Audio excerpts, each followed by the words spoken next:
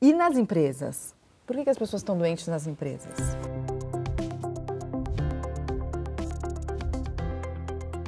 Dos meus pacientes que eu trato muitos executivos, eu diria que o primeiro passo é quando depende da cultura da empresa, quando tem a ver com o trabalho, é quando a cultura da empresa é não cooperativa, e sim competitiva. Então, que é a imensa maioria, né? Mas também, eu não sei se eu dou sorte. Não, acho que está mudando. Porque, de alguma forma, existem empresas e empresas. Total. E tem algumas que estão se dando conta de que colocar essa competição está afastando mais os seus funcionários e está tirando tanto criatividade quanto capacidade de trabalho. Produtividade e lucro, né? Isso. Também, Exatamente. Porque afeta o negócio. Né? Se as pessoas ficam doentes, como é que eu vou fazer para ter o resultado que eu tinha? E tem eu digo que existem algumas empresas que alguns pacientes vão falar assim, gente, será que eles têm algum convênio com psiquiatras, assim, porque eles... É uma brincadeira, tá?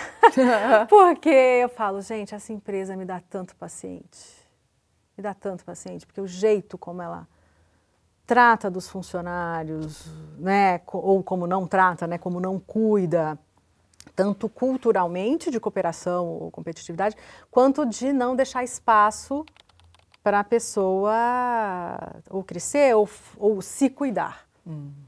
Então, existem empresas que, pelo amor de Deus, doutora, eu não quero um atestado que venha de psiquiatra. As pessoas têm medo, né? De que elas serão julgadas dentro da empresa. Elas não querem, elas preferem te pagar a consulta do que ter que levar para o RH. Isso. Um atestado de um psiquiatra. Porque, nossa, se eu fui no psiquiatra, vão falar que eu não sou mais competente, que eu não posso estar aqui. Agora, como eu falei, de empresas para empresa, já estou atuando, né, em consultório privado há 20 anos. Tem mudado. É diferente hoje do que era há alguns anos atrás, em relação a essa história do ter vergonha.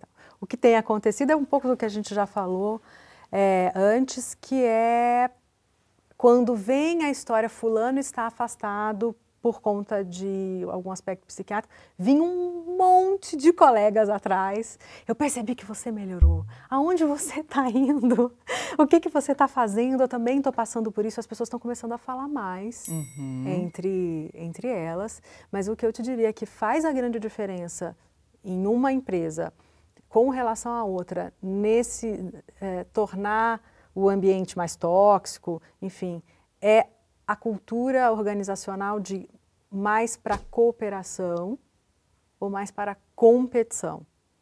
E o cara que trabalha numa empresa que é muito competitiva, ele chega como no consultório, quando ele procura atendimento? Normalmente ele chega, eu tô com ou pânico, esse é um dos, eu falo com os meus pacientes, não tem livro nenhum isso, tá? É uma coisa que, enfim, eu comecei a observar e falei assim, gente, eu acho que pânico é a doença do eu tenho um segredo, sabe?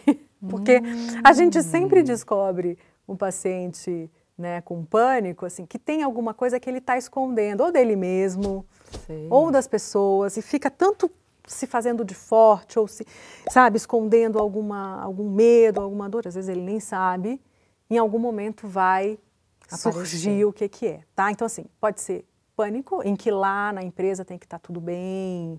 Então, são muitos pacientes que começam a ter pânico quando vão falar 300 pessoas. Daí a pouco ele está subindo no cargo, ele está falando para 500, aí ele está falando para a América Latina, aí ele está... Entendeu? Então, assim, Que normalmente tem aquela história da síndrome do impostor, né? O cara que sobe, que tem essa autoexigência, muitas vezes ele não se sente capaz de estar lá, né? Um dia vão descobrir que eu sou uma fraude, né? A sensação é muito, assim, é muito interessante pensar que a maior parte das pessoas que falam e sentem isso são as pessoas que, na verdade, são o contrário disso. Mas elas têm uma humanidade, elas têm alguma... Porque também tem isso, né, de serem sensíveis e entenderem que no mundo tão competitivo, como é que eu estou conseguindo ir tão longe? Será que eu fiz coisas ruins para outras pessoas? Sabe essas fantasias? E aí vem. Então, assim, pânico ou crises de ansiedade aparecem muito, tá? Transtornos de sono. Começar a ter... Às vezes a pessoa está com algum outro diagnóstico, mas ela, assim, depressão, imagina, de jeito nenhum, eu não estou com depressão. Então, vem com essa, tá? Ou é um pânico, porque aí é algo tão agudo, tão forte, que leva a pessoa para pronto-socorro, achando que está tendo um infarto, que vai morrer, enfim. É tão agudo que aí, aquele sofrimento intenso, a pessoa chega, enfim, é isso que eu estou tendo. E a outra mais questão relacionada ao sono, não estou conseguindo dormir. Já fiz de tudo para dormir, né? E, enfim, não estou resolvendo. Acho que tem alguma coisa aí. A gente vai investigar um pouquinho mais. Pode ser uma ansiedade, um burnout ou uma depressão que pode estar acontecendo com essa pessoa. E nesse caso, as estratégias quais são para lidar com isso? Assim? Tem que passar por medicamento? Ou o medicamento continua sendo uma alternativa? Tá. Essa é uma boa pergunta. Assim, a Organização Mundial de Saúde orienta que o primeiro tratamento para uma depressão leve, e aí a gente tem critérios tanto mais engessados ou pela própria avaliação. Atividade física é o primeiro tratamento para depressão leve. Não é psicoterapia, não é remédio. É o primeiro. Então, atividade física aeróbica intensa é um antidepressivo. Natural, dá para você sair na rua, não precisa ir ao psiquiatra, não precisa pagar psicólogo, vai andar bem rápido, enfim, já é um tratamento. Quando as pessoas chegam para a gente, elas já foram em tudo. Tem muitos que falam para mim, não, já fui em tudo, eu não sou religioso, mas eu já fui no centro espírita, eu já fui na igreja, eu já falei com... E no Exorcista acontece isso, sabe o filme O Exorcista? É sério. O último antes do padre é o psiquiatra. Eu falo que na vida real, o padre vem primeiro, o psiquiatra vem depois. Questão de preconceito, que eu acho que está mudando, mas acontece isso. Por que eu estou te falando isso? Porque quando chega no meu consultório é muito raro que não precise de medicação. Existe não precisar? Existe. E o paciente fica meio assim, né? Como assim não precisa de medicação? Não precisa. Vamos tentar uma terapia, uma atividade física, uma alimentação, não importa. Mas é mais raro. Até porque às vezes eles já chegam tomando medicação também, né? Também. Que não deu certo em algum outro médico, né?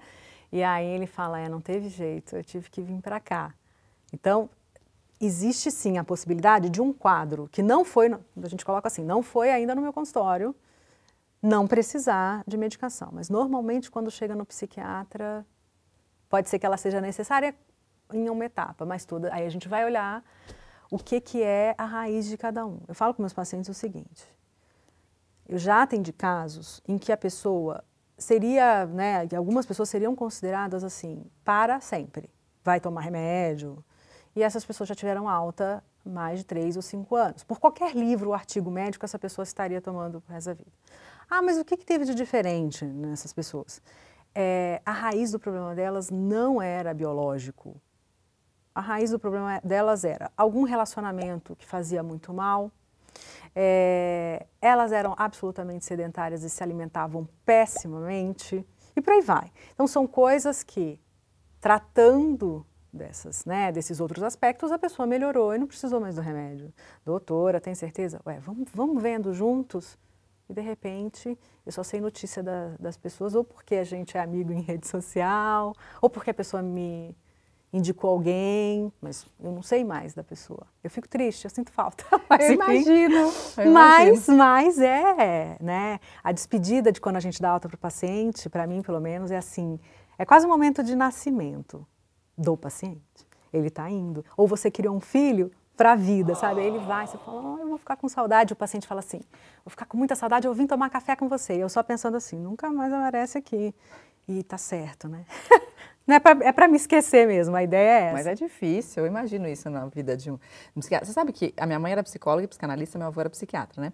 E eu nunca quis fazer psicologia e psiquiatria, muito porque eu não queria ter a mesma profissão deles e também porque eu ficava pensando nisso. Nossa, mas vocês têm relação de 20 anos com alguém, de 10 anos, o cara vai lá no seu consultório, sei lá, vocês falam, né? Tinha coisas que eu ouvia assim, falava, nossa, é uma coisa muito tensa, né? E de repente essa pessoa some da tua vida. Eu nunca ia tolerar isso. Mas é muito lindo quando você vê a pessoa chegando. Eu falo que a gente devia fazer tirar foto igual o dermatologista. Antes e depois. Antes e depois. Não, porque a pessoa quando chega, eu falo que é uma cirurgia plástica da alma, sei lá o que acontece, mas assim, a pessoa chega de um jeito e fala, eu devia ter te filmado como você está hoje, que você está indo embora. Parece que você fez um lifting, mudou a cor do cabelo. A pessoa às vezes não mudou absolutamente nada no exterior, mas ela tem uma luz que passa depois que ela passou por todo aquele período, e aí ela vai para a vida. Eu tenho uma sensação que é o seguinte, apesar de dar muita saudade, primeiro aparecem outras pessoas para cuidar da carência do médico, né? A nossa carência, porque a gente é carente, a gente precisa. Eu falo com meus pacientes, olha, você parou de me ligar, você não me liga mais. Quando eles estão em fase aguda, às vezes liga todo dia, várias vezes ao dia, e fala, desculpa, doutor, eu falo, você tem que fazer isso agora. Aí eu falo que eles gostam de deixar a gente carente, mas quando vocês começam a sumir, a parar de passar a mensagem pra gente, é que vocês já estão bem. Mas é criar pra vida, né? Assim, eu acho que é como filho também, né? Tem algum momento que o filho não vai estar lá grudado mais na gente. Você tem um ou dois? Eu tenho um. Tem que aproveitar muito, mas tem que criar pra vida, né? E é muito bonito ver isso.